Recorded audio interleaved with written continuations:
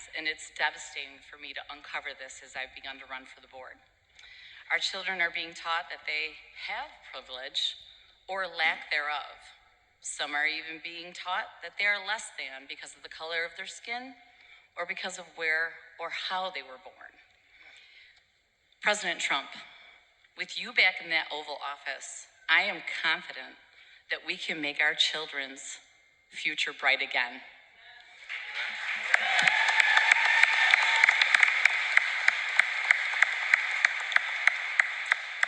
And one last part.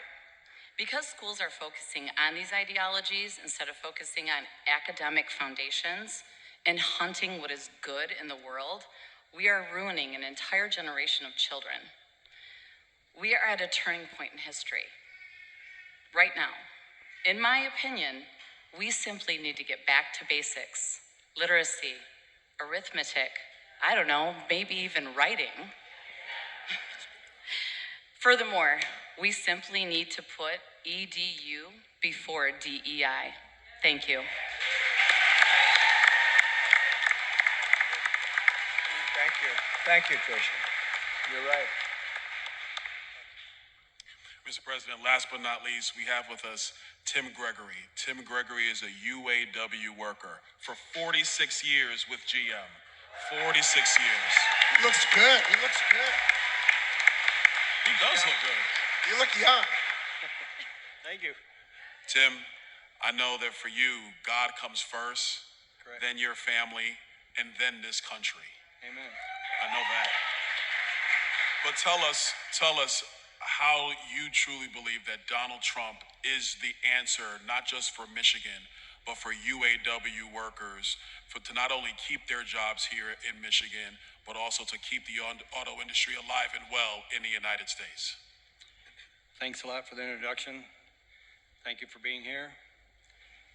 And first of all, I'd like to thank you, President Trump, for being so tenacious and not giving up when others would have.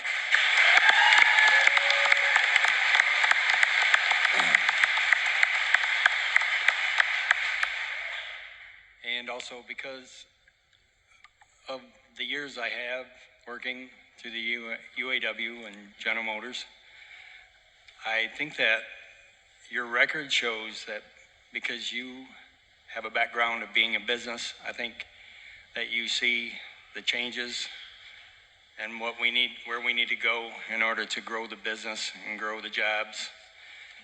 And I also see that your policies in the past and the policies you say you're going to enact with the border, with China, with our energy resources, the direction you wanted to take from a long time ago, back when you were president before. That's why I think you're best for this country, you're best for the UAW, and you're best for the workers.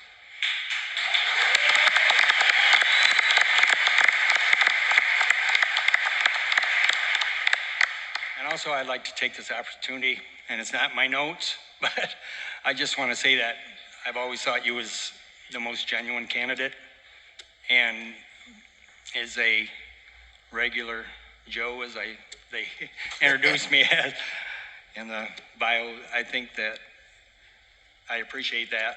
I think you're for the people, and you're for America, and that's why I think you're the best. Thank you, Tim.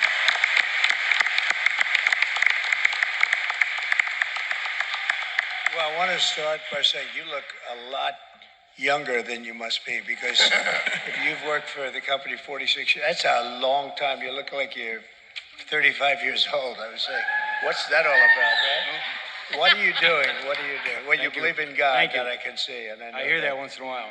But you're very lucky in that sense. Thank you. Very much.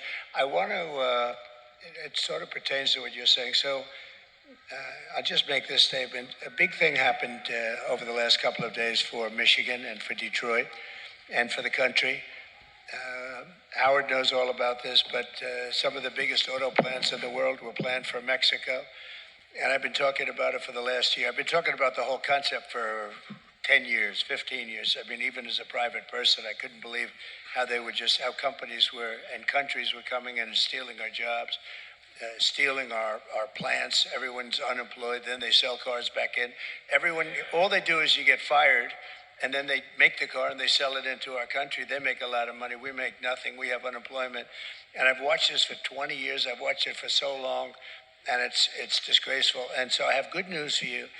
I've been talking about, in particular, one giant plant, bigger than anything you've ever seen. And you know the story where a person I know he builds plants. That's what he does. And I said, I want to see a plant, a big one, about a year and a half ago. And he said, okay, when do you want to go to Mexico? I said, no, I want to see one here. He said, we don't build them here big.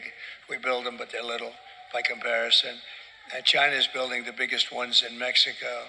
I said, that's not good. I don't like that. And he said, well, that's the way it is. I said, I'm not going to Mexico. I'm not going to look at him in Mexico. I want to see him here. So anyway, time went by, and I started thinking about it. And in speeches, because it's just an automatic instinct to me, I started saying, well, if they're building a plant, they're going to wipe out, here. That means they're building a plant. They're going to send the cars into our country one way or the other by the millions. And Detroit and Michigan, because, you had many more, you're probably 60% wiped out from what it was in its heyday, maybe more than that. I said, you're going to get wiped out, the rest of it's going to be. And then you have a union head who wants to build electric cars, and they're going to all be made in China, you know that. And we have a thing called liquid gold. They have, which is oil and gas. We have a lot of it. And by the way, Brian, stand up for a second, if you would, please. This guy is he's like you.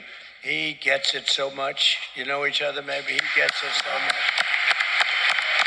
He gets it like nobody. And he's been fighting against all of this nonsense for so long, and so the electric cars are good. And by the way, Elon Musk is a great friend of mine. He gave me a tremendous endorsement. He's right now campaigning in Pennsylvania because he thinks we have to win if we don't win this election. Because she's a Marxist. This woman has no idea what she's doing, and we can't let her be president. I don't want to be rude about it. We can't let her be president. This country is finished if that happens. Beyond a normal candidate, this country would be absolutely finished if she got it. So we have to stop her. But